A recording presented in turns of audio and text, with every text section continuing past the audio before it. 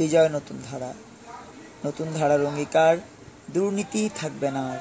এই স্লোগানকে লালন করে 2012-র 31শে ডিসেম্বর আত্মপ্রকাশ করেছিল নতুন ধারা বাংলাদেশ এনডিবি নামক রাজনৈতিক প্রত্যয়, রাজনৈতিক দৃঢ়তা, রাজনীতিক এগিয়ে চলা। আর সেই এগিয়ে চলার সূত্রতায় সারা দেশে 7 লক্ষ নেতাকর্মী সমর্থক শুভানুধ্যায়ী এবং এই মুহূর্তে যারা আমার সাথে ফেসবুক লাইভে রয়েছেন তাদের সবাইকে জানাচ্ছি সংগ্রামী সালাম এবং শুভেচ্ছা। আসসালামু আলাইকুম।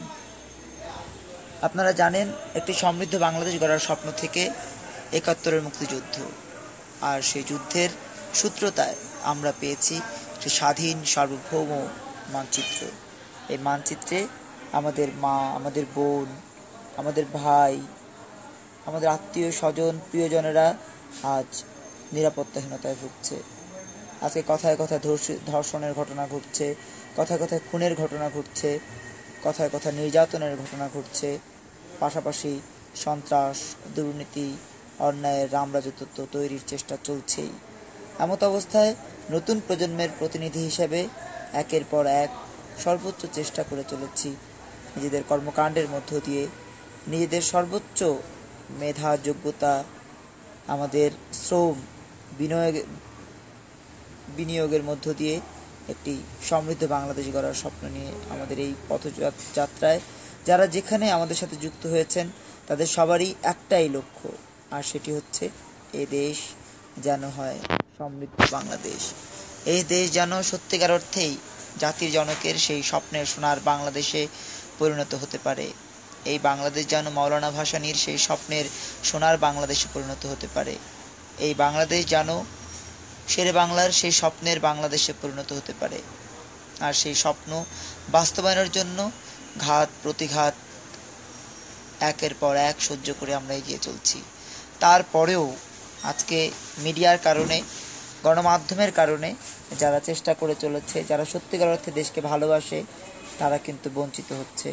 তারা জনগণের সাথে সম্পৃক্ততা তৈরি করতে পারছে না। তার মূল কারণ মিডিয়া মাফিয়া যারা রয়েছে তারা তাদের কর্মকাণ্ডে আমাদেরকে দূরত্ব তৈরি করে দিয়েছেন। বলতে পারেন যে এটি এভাবে যে আপনি দেখবেন টকশোগুলোতে যারা যাচ্ছে, আমি নাম বলবো না, আপনারা হয়তো বুঝে নেবেন, যে সেই সাদা চুলের লোক, সেই সাদা চুলের গোফলা ব্যক্তি, সেই কোটটাই পরা একটা গোষ্ঠী, সেই আমাদের সর্বকালের সর্বশ্রেষ্ঠ বাঙালি জাতির জনক বঙ্গবন্ধু শেখ মুজিবুর রহমানের মুজিব কোট পরা একটা গোষ্ঠী, এই যে গোষ্ঠীভিত্তিক যে টকশোর যে রাজনীতি চলছে, বা গণমাধ্যমে যদি আপনি দেখেন যে আমরা আজকে কর্মসূচি করেছি, আমাদের আজকে কর্মসূচি পালিত হয়েছে ঢাকা বিশ্ববিদ্যালয়ের টিএসসিতে, আমাদের আজকে কর্মসূচি পালিত হয়েছে শিশু কল্যাণ পরিষদে, আজকে আমাদের কর্মসূচি হয়েছে দেশের বিভিন্ন স্থানে। আর সেই কর্মসূচির মূল কারণ ছিল 57 ধারাকে বিলুপ্ত করে দিয়ে 32 ধারার নামে যেই আমাদের সাংবাদিকদেরকে নিপীড়ন, নির্যাতনের মুখোমুখি করার যে চেষ্টা, সেটির প্রতিবাদে আমাদের আজকে কর্মসূচি ছিল সারা দেশে। আমাদের 41টি জেলার মধ্যে আমাদের আজকে কার্যক্রম পরিচালিত হয়েছে, 17টি জেলায় বিভিন্ন রকমের কর্মসূচি হয়েছে।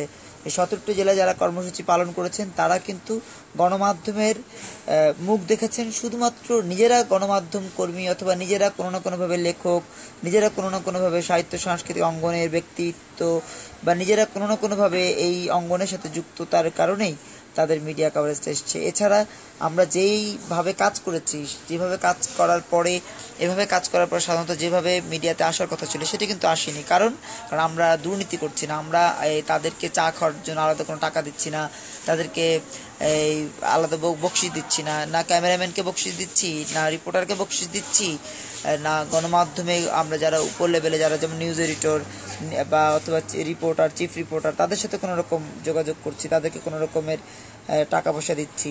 যেহেতু দিচ্ছি না, তারা আমাদের এই নিউজ কভার করছেন না। তো সামগ্রিক যেটি বিষয় সেটি হচ্ছে যে আমাদের গণমাধ্যম স্বাধীনতা বিরোধী, দুর্নীতিবাজ, মাফিয়া কেন্দ্রিক হওয়ার কারণে আজকে আমরা যারা সত্যিকার অর্থে দেশের জন্য কিছু বলতে চাই, কিছু কাজ করতে চাই, তারা কিন্তু পারছি না। তারা কেন পারছি না? কারণ আমাদের অর্থায়নটা, আমাদের যে নীতির আদর্শের যে জায়গাটা, সেই জায়গা থেকে আমরা এক চুল পরিমাণ সরছি না। আমরা নিজেদের পকেটে টাকা খরচ করে নিজেদের সর্বোচ্চ ত্যাগের মধ্য দিয়ে দলকে দাঁড় করানোর চেষ্টা করছি, নতুন ধারা রাজনীতি করার চেষ্টা করছি। আমার এক বন্ধু আছে, এটির নিউজে কাজ করে, তিনি একজন লেখক, সেজুল হোসেন। আমি বেশ কয়েকবার তার সাথে আলোচনা করেছি এসব বিষয়ে, বেশ কয়েকবার নক করেছি। তার ফেসবুক আইডিটি এখন ডিঅ্যাক্টিভ করা আছে। আমি কথা বলেছি আমাদের ঢাকা বিশ্ববিদ্যালয়ের শিক্ষক রুবায়েত ফেরদৌস সাহেবের সাথে। আমি কথা বলেছি আমাদের এই মুহূর্তে যারা বিভিন্নভাবে গণমাধ্যমে অ্যাঙ্করের দায়িত্ব পালন করেন, টক শোগুলোর অ্যাঙ্কর, উপস্থাপকের দায়িত্ব পালন করছেন, সঞ্চালনের দায়িত্ব পালন করছেন, তাদের মধ্যে অন্যতম আমাদের জামিল আহমেদ, তার সাথে যোগাযোগ করেছি, কথা বলেছি। তো সামগ্রিক যেটি বিষয়ে বিভিন্ন টক শোতে আমি যাচ্ছিও, কিন্তু সেটি হচ্ছে যে আমাদের ব্যক্তিগত কারণে আমি লেখালেখি করি আজকে 22 বছর, সাংবাদিকতার সাথে জড়িত দীর্ঘদিন, প্রায় 18, প্রায় 1.5 যুগ সাংবাদিকতার সাথে জড়িত, যে প্রায় 2 যুগ লেখালেখির সাথে জড়িত, আর 1.5 যুগ হচ্ছে সাংবাদিকতার সাথে জড়িত। এই যে লং টাইম আমরা কাজ করেছি, এই কারণে অনেক সময় হয় যে টকশোগুলোতে দাওয়াত পাচ্ছি, ডাক পাচ্ছি, মিডিয়াগুলোতে একটু কাভারেজ দিচ্ছে, কিন্তু সেটি শুধুমাত্র ব্যক্তিগত কারণে হচ্ছে। কিন্তু আমরা যে অর্থে মিডিয়া কাভারেজটা আমাদের পাওয়া প্রয়োজন, সেটা কিন্তু আমরা পাচ্ছি না। যে অর্থে কাজ করছি, 41 জেলা কমিটি রয়েছে, 102 উপজেলা কমিটি রয়েছে, সারা দেশে কাজ করছি, নির্বাচন কমিশনে আবেদন করেছি, নির্বাচন কমিশন নিবন্ধনের জন্য আবেদন করেছি, বেরোচ্ছি, জেল খাটছি, গুমের শিকার হচ্ছি, অপহরণের শিকার হচ্ছি, যে একের পর এক বিভিন্নভাবে আপনার নির্যাতনের মুখোমুখি। তারপরে কিন্তু আমরা আমাদের জায়গা থেকে এক চুল পরিমাণ আমরা সরিনি। এরপরে যে কাভারেজটা আমাদের প্রয়োজন ছিল, মিডিয়া যেভাবে আমাদেরকে কথা বলার সুযোগ করে দেওয়ার কথা ছিল, সেই সুযোগটি আমাদেরকে করে দেয়নি। কারণ স্বাধীনতা বিরোধীদের একটি বড় অংশ আমাদের দেশের কমপক্ষে আপনার 80% চ্যানেলের শেয়ার, 80% চ্যানেলের শেয়ার তারা। শুধু এখানেই শেষ নয়, আপনারা শুনলে আশ্চর্য হবেন, আমাদের দেশে স্বাধীনতার সপক্ষের 5টা হাতে গোনা পত্রিকা আপনি দেখাতে পারবেন না যে এই 5টা পত্রিকা আমাদের স্বাধীনতার সপক্ষের। দৈনিক বাংলার বাণী ছিল, দৈনিক বাংলা ছিল, বিচিত্রা ছিল, পত্রিকাগুলো বন্ধ করে দেওয়া হয়েছে। কেন বন্ধ করে দেওয়া হয়েছে? কারণ স্বাধীনতা বিরোধী যারা চায় না যে স্বাধীনতার সপক্ষের গণমাধ্যম শক্তিশালী হোক, যেহেতু তারা চায় না, সেহেতু তাদের বিভিন্ন রকমের ষড়যন্ত্র রয়েছে। এবং আপনি দেখবেন যে একটা চ্যানেল করছে, সেখানে চ্যানেলের শেয়ার অমুক এসছে, তিনি একজন ব্যবসায়ী, কিন্তু তার নেপথ্যের খবর যখন আমরা পাই, তখন দেখা যাবে তিনি জামাত ইসলামের সাথে সম্পৃক্ত কোনো এক ধনাঢ্য ব্যক্তি। এই কারণে হচ্ছে যে আমাদের দেশের গণমাধ্যম নতুন প্রজন্মের যে রাজনৈতিক আন্দোলন, সেটিকে শুরু করে দিচ্ছে না। আমি বরাবর উচ্চারণ করেছি সাহস সাথে, এখনো সাহস সাথে বলছি যে আমাদের দেশের 80% গণমাধ্যম স্বাধীনতা বিরোধীদের দ্বারা পরিচালিত, 80%, 80 ভাগ। যে কারণে গণমাধ্যম নতুন ধারার কথা, নতুন প্রজন্মের কথা, অধিকার বঞ্চনার কথা, অধিকার থেকে বঞ্চিত হয়ে নির্যাতনের মুখোমুখি হওয়ার কথা, এবং আমাদের যে দেশের যেই বিভিন্নভাবে আমরা পদস্খলিত হচ্ছে, সেই কথাগুলো তুলে আনতে পারছে না, তুলে আনার সুযোগ করে দিচ্ছে না, অথবা তুলে আনার ইচ্ছে থাকলেও সেটি তাদের পক্ষে সম্ভব হচ্ছে না। এই অবস্থায় আমরা মনে করি, নতুন প্রজন্ম মনে করে, বর্তমানে যারা সাধারণ মানুষ, তাদের এই ব্যাপারে সোচ্চার হওয়া প্রয়োজন। তারা এই ব্যাপারে যদি সোচ্চার হয়, তারা যদি এই ব্যাপারে সজাগ হয়, গণমাধ্যমের সাথে যদি কমিউনিকেট করে, গণমাধ্যমের সাথে যদি এই বিষয়গুলো শেয়ার করে যে আপনারা নতুন ধারা বাংলাদেশ কাজ করছে, আপনারা তাদেরকে কেন নিয়ে আসছেন না, আপনারা কেন সেই মানধাতা আমলের উত্তরাধিকারের রাজনীতিকেই বারবার টেনে আনছেন? কারণ কি এটাই যে আপনারা প্রচুর টাকা পয়সা পাচ্ছেন, দালালি করছেন, আর তার বিনিময় পাচ্ছেন? এজন্য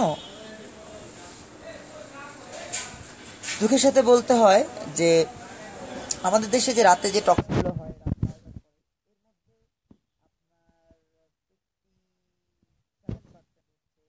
বিভিন্ন দালাল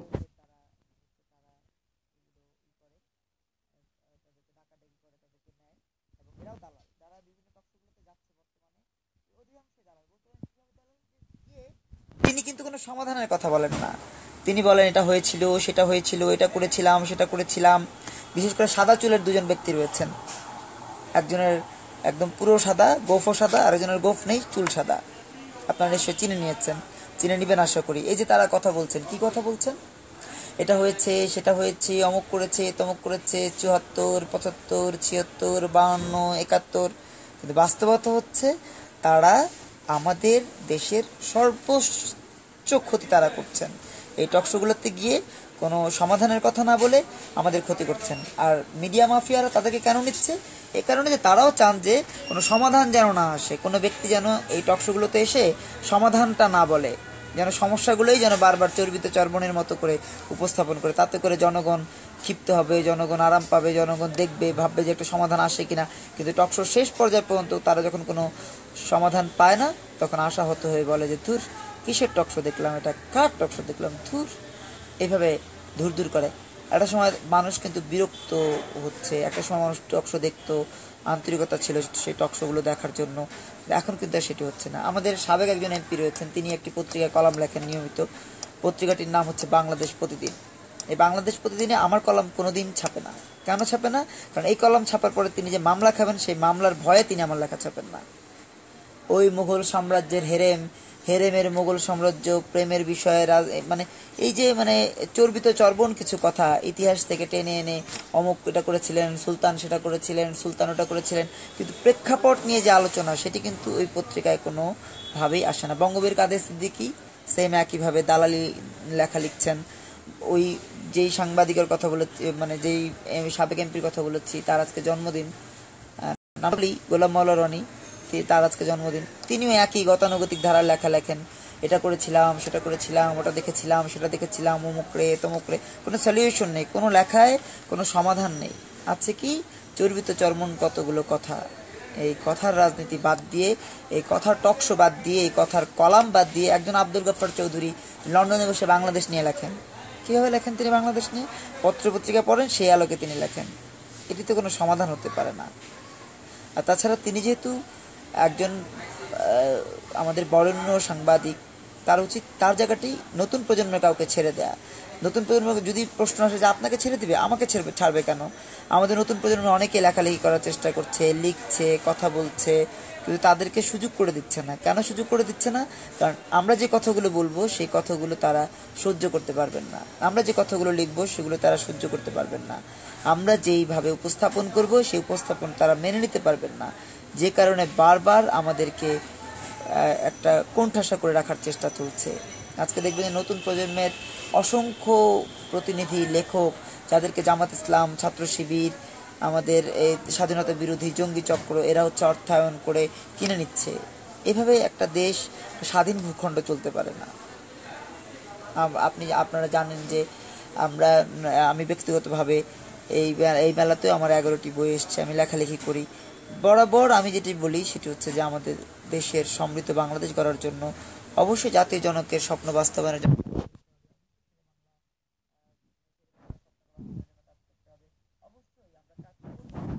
কিন্তু সেটি যেন না হয়ে যায়, সেটা যেন এমন না হয়ে যায় যে আমরা আমাদের নীতি নির্ধারণ আদর্শিক জায়গাটি থেকে সরে এসে যে যার মতো করে কাজ করছি। আসলে সামগ্রিক যে বিষয়গুলো, সেই বিষয়গুলো নিয়ে আলাপ করা প্রয়োজন। আপনারা জানেন যে সাগররুনি হত্যাকাণ্ডের ঘটনা ঘটেছে। এই সাগররুনি হত্যাকাণ্ডের ঘটনার পরে আমাদের এই সময়ের প্রায় 2-2.5 বছর পার হয়ে গেল তাদের হত্যাকাণ্ড পরে। অথচ আমাদের তৎকালীন সময় স্বরাষ্ট্রমন্ত্রী বলেছিলেন যে 24 ঘন্টার মধ্যে আসামিদেরকে গ্রেপ্তার করা হবে। 24 ঘন্টা আজও শেষ হয়নি। আমার মনে হয় যে 24 বছর চলে গেলেও সেই আমাদের যে সাগররুনি যে সন্তান, সেই সন্তান মেঘকে নিয়ে লেখা লিখেছি, মেঘের সাথে কথা বলেছি। সেই মেঘ যখন 24 বছর বয়সে উপনীত হবে, তখনও হয়তো তার বাবা মায়ের এই হত্যাকাণ্ডের যে বিচার, সে বিচার হবে না, আসামি থেকে গ্রেপ্তার করা হবে না। এভাবে একটি দেশ চলতে পারে। এর পেছনে না, শান্ত আসে না, আসে না জি। এর পেছনে মূলত যে আমাদের যেটি করতে হবে সেটা হচ্ছে, আমাদের এইমাত্র এসে গেলেন বিএনপির একজন বড় নেতা বলতে বিএনপির নেতা। তিনি বৈশাখের আমন্ত্রণ জানিয়েছেন আমাদের উপরে, তার অফিস। তিনি একজন শ্রমিক নেতাও বটে। তো যাই হোক, যে কথা বলছিলাম, তিনি আমন্ত্রণ জানিয়ে গেলেন, তাকে ধন্যবাদ জানাচ্ছি আমন্ত্রণ জানানোর জন্য। তো এই প্রসঙ্গে চলে আসি, কথা যেহেতু আসছে সেই প্রসঙ্গে চলে আসি। সেটি হচ্ছে যে একজন রাজনীতিবিদ কথা বলতে জানেন না ভালোভাবে। আপনারা নিশ্চয়ই শুনেছেন তার বক্তব্যটা, যে কীভাবে তিনি কথা বলেছেন। আমি সুন্দর করে দাঁড়াচ্ছিলাম, কথা বলেছি। তো যাই হোক, যে বিষয়টি নিয়ে কথা বলতে চাচ্ছিলাম সেটি হচ্ছে যে আমাদের মিডিয়া মাফিয়া, আমাদের মিডিয়া স্বাধীনতা বিরোধীদের অবস্থান, আমাদের মিডিয়াতে দালাল চক্রের অংশগ্রহণ, আমাদের মিডিয়া তাদের দখলে চলে যাওয়া। আপনারা জানেন এই দীপ্ত টিভি নামে একটি টিভি চালু হয়েছে আমাদের দেশে। এটির মালিক হচ্ছে বর্তমান একজন মন্ত্রীর সন্তান। মন্ত্রীর সন্তান মূলত এটি পরিচালনা করেন, তারা মালিক পক্ষ। সেখানে সেই টকশোতে পর্যন্ত, সেই টিভির টকশোগুলোতে পর্যন্ত সেই সাদা চুলের লোকদের দখলে চলে গেছে। এই সাদা চুলের লোকদের দখলে যে চলে গেছে, এটা কিন্তু আমরা যদি পজিটিভ পেতাম, যে পজিটিভ হয়েছে, সেক্ষেত্রে আমরা তাকে বাহবা জানাতাম। কিন্তু এখানে কোনো পজিটিভ নেই, এখানে কোনো সমাধানের আলোচনা হয় না। এখানে সেই চর্বিত চর্মন, অমুক পার্টি এটা করেছে, অমুক দল এটা করেছে, অমুক লীগ এটা করেছে, লীগ দল পার্টি, এর বাইরে তাদের কাছ থেকে আর কোনো কথা আমরা শুনতে পাই না। তাহলে সমাধানই যদি না আসে, সেক্ষেত্রে আমরা কি আশা করতে পারি? সমাধান প্রয়োজন, আমাদের প্রচুর দরকার সমাধান। আমরা সমাধানের জন্য চেষ্টা করব। আমাদের সবার আগে যেটি দরকার সেটা হলো সমাধান। আর সমাধান নিয়ে নতুন প্রজন্ম ভাবছে, নতুন প্রজন্ম চিন্তা করছে, নতুন প্রজন্মের চিন্তা ভাবনায় সমাধানের বিষয়টি আসছে। যে কারণে আমরা যেহেতু সমাধান চাচ্ছি, মিডিয়া মাফিয়া সমাধান চাচ্ছে না। তারা চাচ্ছেন ঘুরে ফিরেছে জামাত, বিএনপি, জাতীয় পার্টি আসুক। আমরা এটা চাই না। আমরা চাই সমাধান, নতুন প্রজন্মের রাজনৈতিক আন্দোলন। নতুন প্রজন্মের রাজনৈতিক আন্দোলনের মূল কেন্দ্রবিন্দু হচ্ছে সততা, সততা এবং সততা। আমরা ধর্মীয় দায়িত্ব পালনের পাশাপাশি, রাষ্ট্রীয় দায়িত্ব পালনের পাশাপাশি, আমাদের ব্যক্তিগত যে জীবন জীবিকা রয়েছে সেই দায়িত্ব পালনের পাশাপাশি আমরা কাজ করছি। মিডিয়া মাফিয়াদের কারণে আজকে সেই জায়গা থেকে আমরা বিভিন্নভাবে ছিটকে পড়ছি। গণমাধ্যমে আমাদেরকে ওইভাবে হাইলাইটস না করার কারণে, আমাদেরকে নিয়ে আসার কারণে জনগণের সাথে আমাদের সম্পৃক্ততাটা ওইভাবে হচ্ছে না যেভাবে অন্যান্যরা। আজকে মনে করেন যে একটা পার্টির চেয়ারম্যানের উপদেষ্টা, রাজনৈতিক উপদেষ্টা ববি হাজ্জাজ, তিনি একটি পার্টি করলেন, নাম কি দিলেন? এনডিএম। তিনি আমার আমার ফ্রেন্ড লিস্টে রয়েছেন। তিনি আমাদের যে স্লোগান বিজয় বাংলাদেশ, বিজয় নতুন ধারা, এটিকে তারা একটু কাটছাট করে জয় বাংলাদেশ, জয় এনডিএম লাগিয়ে তারা স্লোগান দিলেন যে ববি হাজ্জাজের বাংলাদেশ, গর্বে সোনার বাংলাদেশ। ববি হাজ্জাজের বাংলাদেশ, গর্বে সোনার বাংলাদেশ, ববি হাজ্জাজের বাংলাদেশ, গর্বে সোনার বাংলাদেশ। এটি কিভাবে সম্ভব যে ববি হাজ্জাজের বাংলাদেশ, যেখানে তার বাবা হচ্ছে একজন লুটেরা, একজন যুদ্ধাপরাধী, একজন দুর্নীতিবাজ, একজন অস্ত্র ব্যবসায়ী, সেখানে ববি হাজ্জাজের হচ্ছে বাংলাদেশ। এই হচ্ছে আমাদের বাংলাদেশের বর্তমান, এবং সেই ববি হাজ্জাজের মিডিয়া কাভারেজ হচ্ছে সবচেয়ে বেশি। অথচ তার ঢাকা মহানগর কমিটি ছাড়া বাংলাদেশে অন্য কোনো কমিটি কার্যক্রম নেই। এই যে কার্যক্রম চলছে, এই যে তাদের যে রাজনৈতিক আন্দোলন চলছে, তাদের রাজনৈতিক এই পথ চলা চলছে, আমরা বিশ্বাস করি এটি হচ্ছে আমাদের সাথে, সাধারণ মানুষের সাথে একরকমের প্রতারণা। এই প্রতারণার হাত থেকে মুক্তির জন্য, এই প্রতারণার হাত থেকে আমাদের বেরিয়ে আসার জন্য আমাদেরকে কাজ করতে হচ্ছে। নতুন ধারা বাংলাদেশ কাজ করছে। নতুন প্রজন্ম, নতুন ধারা বাংলাদেশ এনডিবি বরাবরই যেটি করছে সেটি হচ্ছে যে আন্দোলন সংগ্রাম করছে বিভিন্ন ইস্যুতে। আপনারা দেখবেন যে ধর্ষণ বিরোধী আন্দোলন আমরা করেছি। আপনারা জানেন যে আমরা চালের দাম যখন বৃদ্ধি হয়েছে ট্রাক র্যালি করেছি। ট্রাক র্যালি যেদিন করেছি তার 2 দিনের মাথায় চালের দাম কমেছে। আপনারা জানেন যে নতুন ধারা বাংলাদেশ এনডিবি স্বাধীনতার সপক্ষে জায়গাটিকে সর্বোচ্চ ভালোবাসা, সম্মান, আন্তরিকতা দিয়ে আমরা লালন করি। আমরা না দেশের বর্তমান যে ক্ষমতাসীন সরকার রয়েছে তাদের জোটে আমাদের আমন্ত্রণ ছিল, তাদের জোটে আমাদেরকে বলা হয়েছিল যাওয়ার জন্য, যে আমরা মহাজোটে অংশগ্রহণ করি কিনা। আমরা মহাজোটে অংশগ্রহণ করিনি, আমরা 20 দলীয় জোটে অংশগ্রহণ করিনি। আমরা এককভাবে চেষ্টা করছি এবং দল নিবন্ধনের জন্য 41টি জেলা, 102টি উপজেলা কমিটি সহ আমরা আবেদন করেছি এবং আমরা বিশ্বাস করি যে আমরা নিবন্ধিত হব ইনশাআল্লাহ। একটু লাইনে থাকেন, একটু অপেক্ষা থাকেন 1 মিনিট।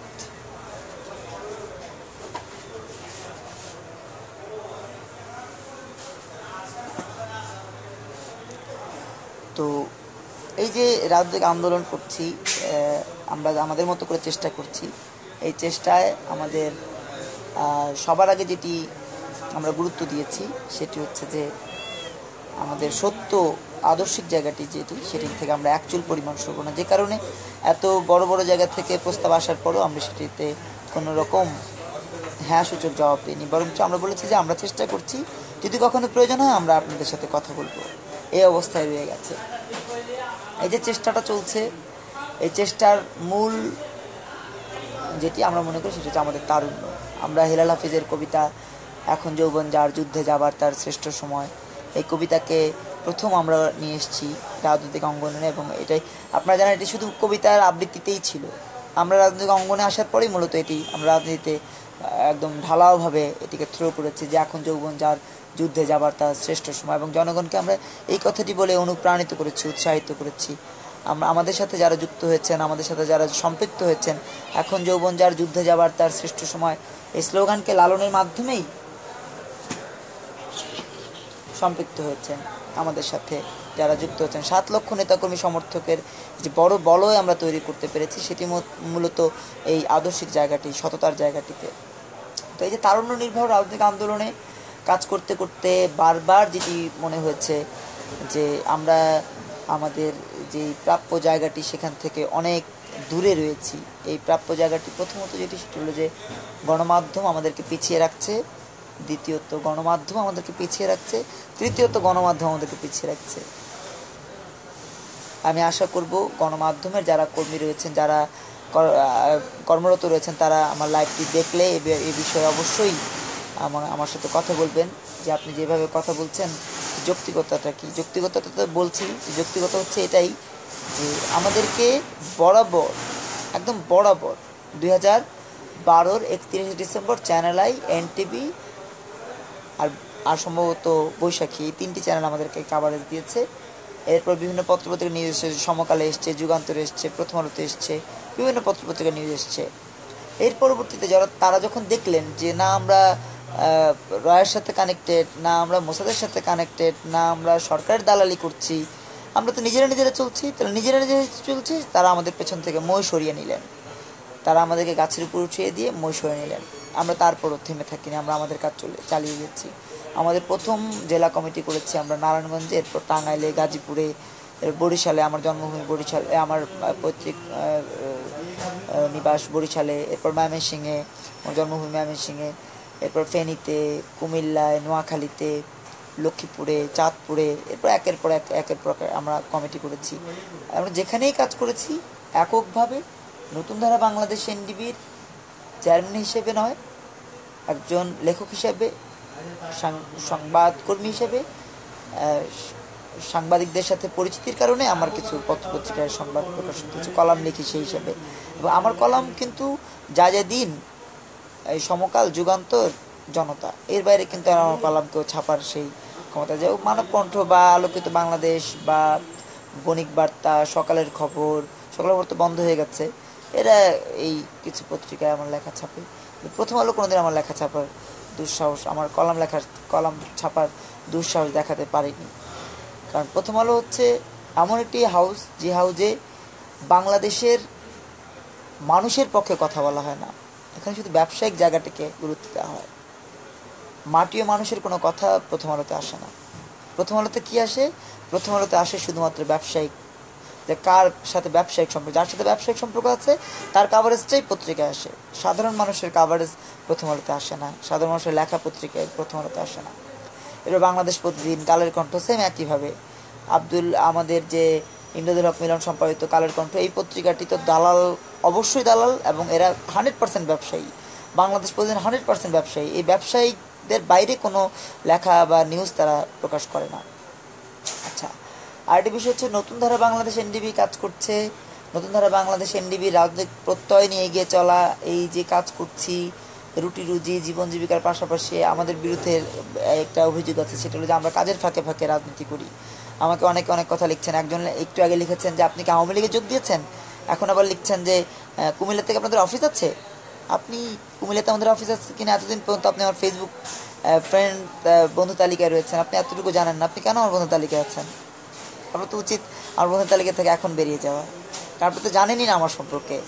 একটা মানুষ, যেমন আমি আপনাকে জানবো, আমার লাইফ শেষ হলে আমি আপনার সম্পর্কে জানতে যাব, তখন কিন্তু আমি আপনার প্রোফাইলটা দেখবো, আপনি কী করেন সেটা দেখবো। আপনার এইরকম বক্তব্য আমি এর আগে কখনো খেয়াল করিনি, আজকে খেয়াল করছি যে আমি আওয়ামী লীগে যোগ দিয়েছি কিনা সেটা হুট করে প্রশ্ন করলেন। আপনি হুট করে প্রশ্ন করছেন কুমিল্লাতে আপনাদের অফিস আছে কিনা, এই যে উদ্ভট প্রশ্ন করছেন, আপনাকে একটু করে আমি দেখবো। কিন্তু আপনি যে আমাকে দেখছেন, আমার সম্পর্কে আমার লিখছেন, আমার সম্পর্কে না জেনে কেন লিখছেন, আমার সম্পর্কে না জেনে কেন আমাকে ফেসবুকে বলতে পারেন যে আপনি আমাকে না জেনে কেন অ্যাড করেছেন। আপনাকে আমি না জেনে অ্যাড করিনি, আপনাকে আমি ভেবেছি যে একজন সচেতন মানুষ, একজন নতুন প্রজন্মের প্রতিনিধি, তিনি হয়তো আমাদের সাথে কাজ করবেন। কিন্তু আপনি যে এইভাবে উল্টাপাল্টা চিন্তা চেতনা লালন করেন সেটা তো বুঝতে পারিনি ভাই।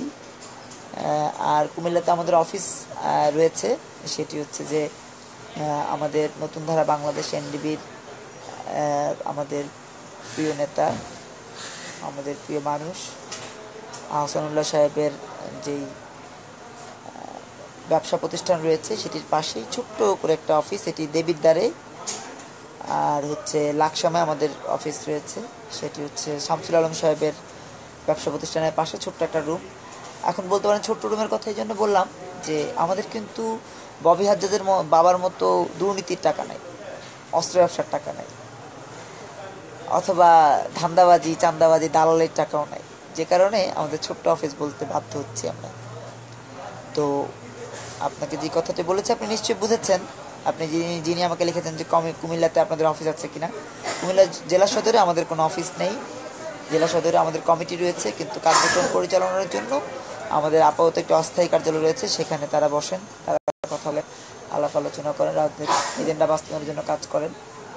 আর অফিস বলতে সেটি শুধুমাত্র আওয়ামী লীগ, বিএনপি, জাতীয় পার্টি, জামাত, এরকম 10টা হাতে গোনা 10টা রাজনৈতিক দলের অফিস থাকবে, আমাদের অফিস থাকবে না। কারণ আমরা চান্দাবাজি ধান্দাবাজির টাকায় রাজনীতি করি না।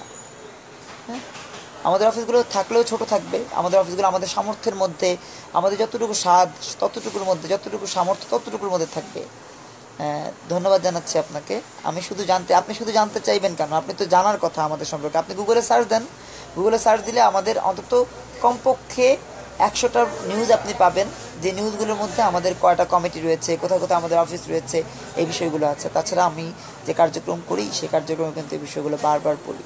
41টি জেলা কমিটি রয়েছে, অফিস রয়েছে বর্তমানে 41টি জেলা কমিটির মধ্যে, অফিস রয়েছে 37টিতে, 102টি উপজেলা কমিটির মধ্যে অফিস রয়েছে 97টিতে, বাকিগুলোতে অফিস নেই। আপনার লক্ষ্মীপুরে আমাদের অফিস রয়েছে, কুমিল্লাতে অফিস, ওই যে বললাম জেলা সদরে কোনো অফিস নেই, কিন্তু উপজেলা সদরে উপজেলা সদরে যে অফিস রয়েছে সেখানে যদি আপনার যেতে চান, আপনি আমাদের নেতাকর্মীদের সাথে কথা। আর আপনি সবার আগে যেটি দরকার সেটা হচ্ছে যে রাজনীতি করতে হলে কেন্দ্র থেকে, আমরা স্থানীয়ভাবে রাজনীতিক যে জায়গাটি সেটি আমরা অ্যালাউ করি না। কেন্দ্র থেকে আপনি যদি আপনার রাজনৈতিক কর্মসূচি, আপনার রাজনৈতিক চিন্তা চেতনার সাথে আমাদের সমন্বয় ঘটে, সেক্ষেত্রে আমরা আপনাকে অ্যাকসেপ্ট করলেই আপনি কেবলমাত্র উপজেলায় বা জেলায় কাজ করার সুযোগ পাবেন। কেন্দ্র থেকে আমরা উপজেলা যাচ্ছি, জেলায় যাচ্ছি। সাধারণত যেটি হয় সেটা হলো উপজেলা থেকে, জেলা থেকে কেন্দ্রে আসে, আমরা উপজেলা এবং জেলায় যাচ্ছি কেন্দ্র থেকে। কেন্দ্রে আসবেন, কেন্দ্রে কথা বলবেন, কেন্দ্রে কমিউনিকেট করবেন, তারপর আমরা আপনাকে ওখানে দিব। আর এটির নামে হচ্ছে নতুন ধারা। যে কথাটি বলছিলাম, ভাই মাইন্ড করবেন না, আপনাকে আমি কষ্ট দেওয়ার জন্য কথাগুলো বলিনি। আপনাকে আমি ভালোবাসি, আপনি আমার ফেসবুক বন্ধু তালিকায় যেহেতু রয়েছেন, সেহেতু আপনাকে আমি অবশ্যই ভালোবাসি, পছন্দ করি, বিধায়ী আপনি আমার বন্ধু তালিকায় রয়েছেন। তা না হলে বন্ধু তালিকায় থাকতেন না।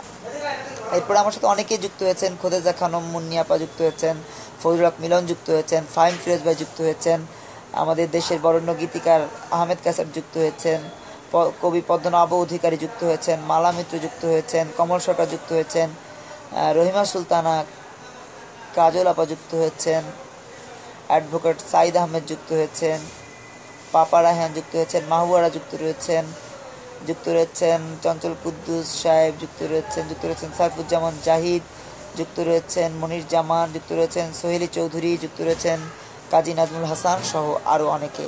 যারা যেখানে যুক্ত রয়েছেন তাদের সবাইকে আবারও ভালোবাসা শ্রদ্ধা জানিয়ে যে কথা যাচ্ছিলাম সেই কথা চলে যাচ্ছি। সে কথাটি হচ্ছে যে স্বাধীনতা বিরোধী দুর্নীতিবাজ মিডিয়া মাফিয়াদের কারণে রাজনৈতিক আন্দোলন ব্যাহত হচ্ছে। নতুন প্রজন্মের রাজনৈতিক আন্দোলনে জনগণ সম্পৃক্ত হওয়ার জন্য যেই গতিশীলতা থাকার কথা ছিল সেটি পাচ্ছে না, শুধুমাত্র মিডিয়ার কারণে। এই অবস্থায় আমাদের যেটি অনুরোধ থাকবে গণমাধ্যমের কাছে, গণমাধ্যম কর্মীদের কাছে, গণমাধ্যমে যারা সম্পৃক্ত রয়েছেন তাদের কাছে, সেটি হচ্ছে যে আসুন সমৃদ্ধ বাংলাদেশ গড়ার জন্য সত্যিকার অর্থেই যদি ভাবেন, নতুন ধারাকে একটু সুযোগ দিয়ে দেখবেন এই দেশ বদলে দেওয়ার জন্য, এদেশের পরিবর্তনের জন্য সত্যিকার অর্থেই নতুন ধারা বাংলাদেশ এনডিপি সর্বোচ্চ ভূমিকা রেখে এগিয়ে যাবে। আমরা জানি উদয়ের পথে শুনিকার বাণী, ভয় নাই ওরে ভয় নাই, নিঃশেষে প্রাণ যে করিবে দান, ক্ষয় নাই তার ক্ষয় নাই। এটি আমরা খুব ভালোভাবে জানি বিধায়, খুব ভালোভাবে মনে লালন করি বিধায় 52কে প্রেরণা, 71কে চেতনা এবং প্রতিটি গণতান্ত্রিক আন্দোলন নিবেদিত জাতীয় বীরদের প্রতি সর্বোচ্চ সম্মান প্রদর্শনের মধ্য দিয়ে একটি ক্ষুধা, দারিদ্র্য, বেকারত্ব, সন্ত্রাস, দুর্নীতিমুক্ত, খুন গুম মুক্ত সমৃদ্ধ বাংলাদেশ গড়ার লক্ষ্যে আমরা এগিয়ে চলছি।